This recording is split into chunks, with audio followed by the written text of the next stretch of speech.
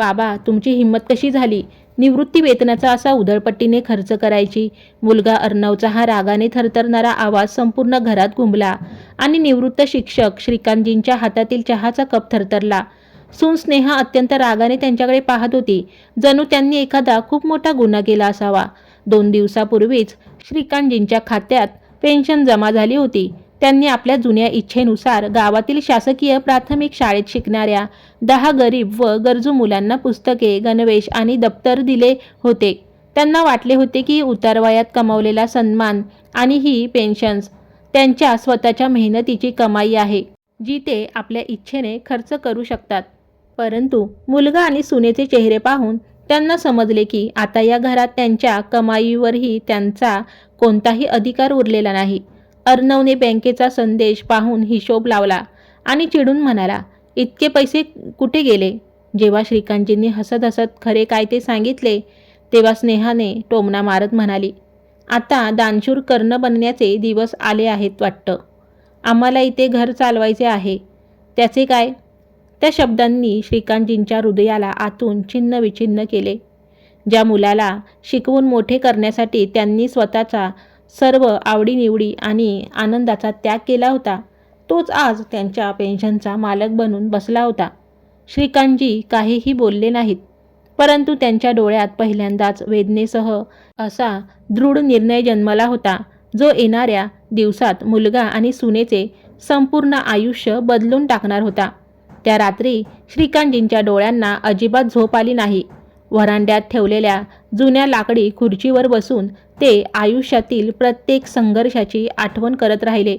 मुलगा अर्णवच्या इंजिनिअरिंगची फी भरण्यासाठी त्यांनी पत्नीच्या अंगावरील सोन्याचे दागिने विकले होते.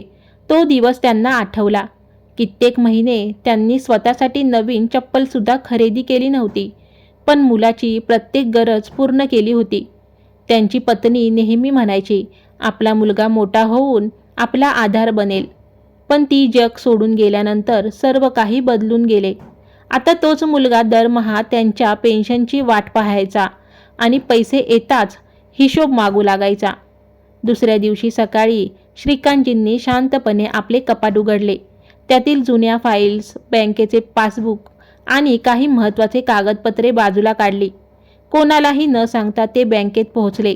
बँकेचे मॅनेजर त्यांना अनेक वर्षापासून ओळखत होते. त्यांनी हसून विचारले, कसे आहात गुरुजी? श्रीकांतजींनी सौम्य स्मितहास्य करत म्हटले, आज एक महत्त्वाचे काम आहे. आता माझ्या पेन्शनचा हिशोब इतर कोणीही ठेवणार नाही. त्यांनी आपल्या खात्याशी संबंधित सर्व माहिती बदलून घेतली, नवीन मोबाईल नंबर अपडेट केला आणि कोणत्याही प्रकारचा संयुक्त अधिकार समाप्त केला. बँकेतून बाहेर पडताना त्यांच्या चेहऱ्यावर एक वेगळाच आत्मविश्वास दिसत होता. त्याच दिवशी ते एका जुन्या वकिलांनाही भेटले. त्यांनी आपली मालमत्ता, पेन्शन आणि भविष्याबाबत काही कायदेशीर कागदपत्रे तयार करण्यास सुरुवात केली, ज्याची पुसूटशी कल्पनाही मुलगा आणि सुनेला नव्हती. घरी परतल्यानंतर ते नेहमीसारखेच सामान्य राहिले. अर्णव आणि स्नेहाला वाटले की वडील त्यांच्या ओरडण्यामुळे घाबरले आहेत, पण त्या शांत माणसाच्या मनात काय चालले आहे आणि या एका निर्णयाचा त्यांच्या भविष्यावर काय परिणाम होणार आहे याची दोघांना कल्पनाही नव्हती. 3 दिवसानंतर रविवारी सकाळी घरातील वातावरण नेहमीसारखेच होते. अर्णव वर्तमानपत्र वाचत होता आणि स्नेहा स्वयंपाकघरात नाश्ता बनवत होती. तितक्यात दाराची कडी वाजली.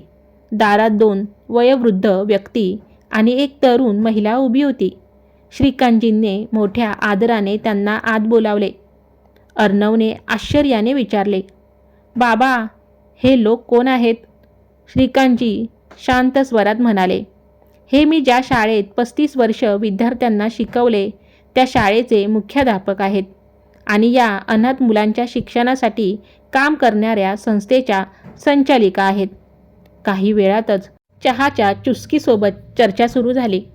मुख्याध्यापकांनी हसत म्हटले, श्रीकांतजींनी आपल्या पेन्शनमधून ज्या मुलांना मदत केली त्यातील अनेक मुले पहिल्यांदाच नवीन गणवेश आणि पुस्तके घेऊन शाळेत आली.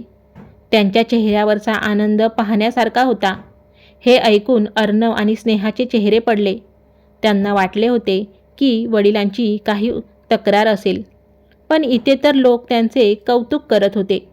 तितक्यात संस्थेच्या संचालिकेने एक फाईल काढत म्हटले, श्रीकांतजींनी आमच्याशी एका विशेष योजनेवर चर्चा केली आहे. त्यांच्या पश्चातही दरवर्षी गरीब मुलांचे शिक्षण थांबले नाही पाहिजे, अशी त्यांची इच्छा आहे. अर्णव दचकला. त्याने लगेच विचारले, कुठली योजना? श्रीकांतजींनी पहिल्यांदाच मुलांच्या डोळ्यात डोळे घालून थेट पाहिले आणि म्हणाले, ज्या पेन्शनला तू तुझा अधिकार समजतोस, ती माझ्या आयुष्यभराच्या मेहनतीची कमाई आहे. मी ठरवले आहे की त्याचा मोठा हिस्सा आता अशा मुलांच्या भविष्यावर खर्च होईल ज्यांना त्याची खरोखर गरज आहे. ज्या घरात माझ्या इच्छेचा सन्मान नाही, तिथे माझ्या कमाईचा निर्णयही मीच घेणार. हे ऐकताच संपूर्ण खोलीत शांतता पसरली. अर्णव आणि स्नेहाला पहिल्यांदाच जाणीव झाली की ज्या शांततेला त्यांनी कमजोरी समजले होते, तो प्रत्यक्षात श्रीकांतजींचा स्वाभिमान होता. त्या दिवसानंतर घरात एक अस्वस्थ करणारी शांतता पसरली. जर श्रीकांतजींनी स्वतःच्या पेन्शन आणि मालमत्तेचा निर्णय स्वतःच घेण्यास सुरुवात केली, तर आपल्या सर्व योजना धुळीस मिळतील, याची भीती अर्णव आणि स्नेहाला वाटू लागली. संध्याकाळी अर्णवने हळूच वडिलांच्या खोलीचे दार ठोठावले आणि म्हणाला, बाबा, सकाळी घडलेल्या गोष्टीला इतके मनावर घेण्याची काय गरज होती? आम्ही तर फक्त घरातील खर्चाची काळजी करत होतो. श्रीकांतजींनी वर्तमानपत्र बाजूला ठेवले, चष्मा काढला आणि शांत स्वरात म्हणाले, मुला, काळजी घरातील खर्चाची नव्हती. काळजी या गोष्टीची होती की तुला माझ्या पेन्शनवर तुझा अधिकार दिसतो, पण माझ्या इच्छा दिसत नाहीत. अर्णवकडे यावर कोणतेही उत्तर नव्हते. तितक्यात स्नेहाही खोलीत आली आणि म्हणाली, आमच्याकडून काही चूक झाली असेल तर माफ करा, पण तुम्ही एवढा मोठा निर्णय एकटे कसे घेऊ शकता? श्रीकांतजी थोडे हसले आणि म्हणाले, जेव्हा तुम्ही दोघे माझ्या पेन्शनचा हिशोब मागताना मला एकदाही विचारत नव्हता की मला कशाची गरज आहे, तेव्हा तुम्ही माझा सल्ला घेतला होता का?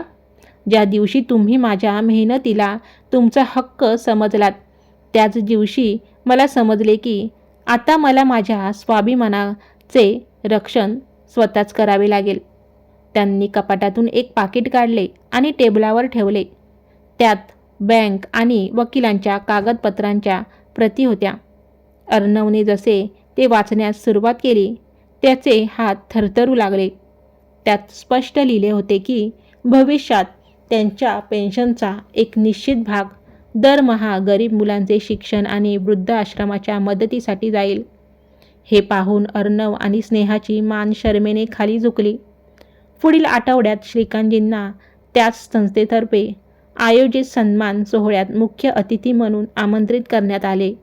मंचावर बसलेले श्रीकांतजी अत्यंत शांत होते, तर समोर शेकडो विद्यार्थी, शिक्षक आणि नागरिक टाळ्या वाजवत होते.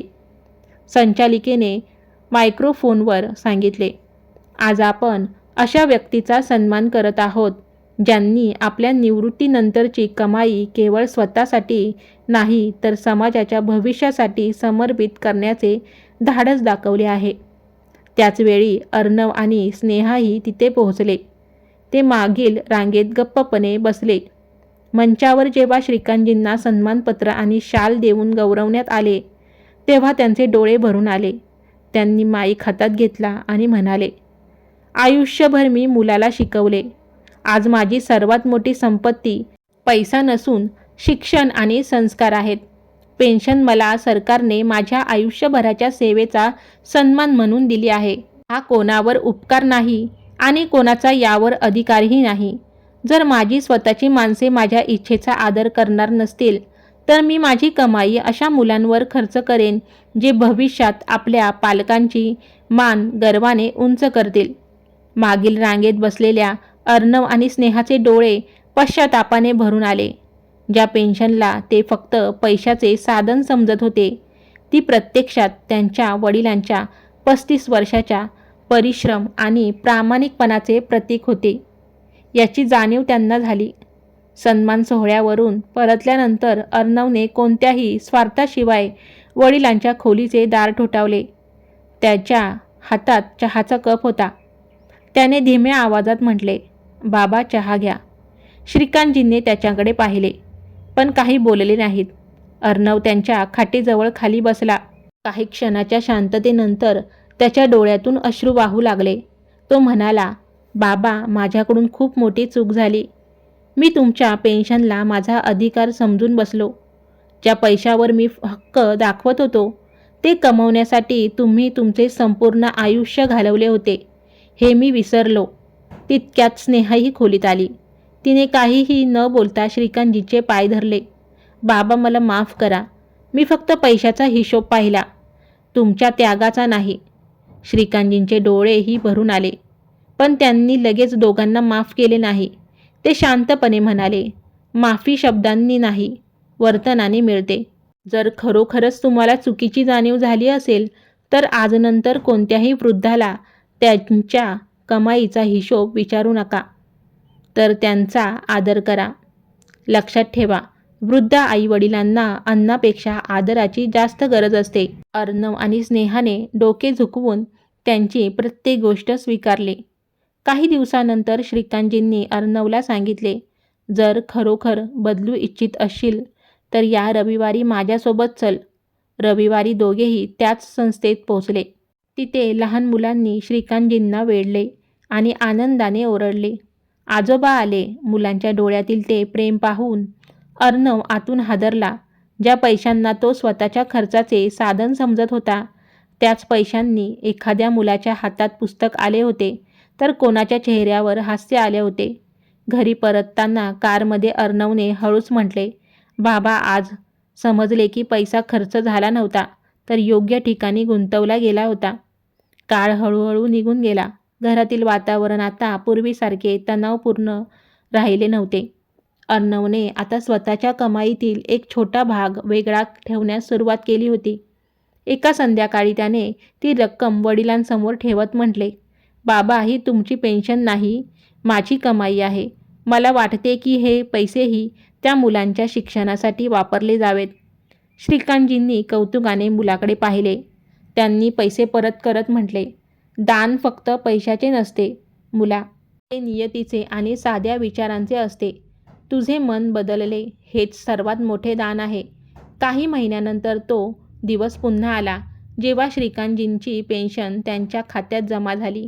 पण यावेळी घरातील दृश्य पूर्णपणे वेगळे होते. कोणीही मोबाईल उचलून संदेश पाहिला नाही की पैशाचा हिशोब मागितला नाही.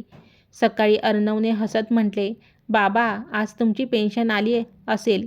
चला आधी मंदिरात जाऊया, मग तुम्हाला जिथे हवे तिथे हे पैसे खर्च करा. श्रीकांतजींना विश्वासच बसत नव्हता की हा तोच अर्णव आहे, ज्याने काही महिन्यापूर्वी त्यांचा अपमान केला होता. मंदिरातून परतल्यानंतर संपूर्ण कुटुंब त्या संस्थेत पोचले. सुनेनी आणि त्यांच्या मुलाने स्वतःच्या हाताने गरीब मुलांना पुस्तके आणि दप्तर वाटले. एका लहान मुलाने विचारले, आजोबा, तुम्ही दरवर्षी येणार ना? श्रीकांतजींनी त्याला जवळ घेत म्हटले, जोपर्यंत श्वास चालू आहे तोपर्यंत मी येत राहीन आणि माझ्या पाठीमागे माझे कुटुंब येईल. हे ऐकताच अर्णवने वडिलांचा हात धरला आणि म्हणाला, बाबा, मी वचन देतो की ही सेवा कधीही थांबणार नाही. गाडीतून परतताना श्रीकांतजींनी आकाशाकडे पाहिले आणि मनातल्या मनात आपल्या दिवंगत पत्नीला म्हणाले, बघ ग, आपला मुलगा अखेर तसाच बनला जसा आपण त्याला बनवू इच्छित होतो. त्यांच्या डोळ्यातून आलेले अश्रू दुःखाचे नसून स्वाभिमानाचे आणि समाधानाचे होते.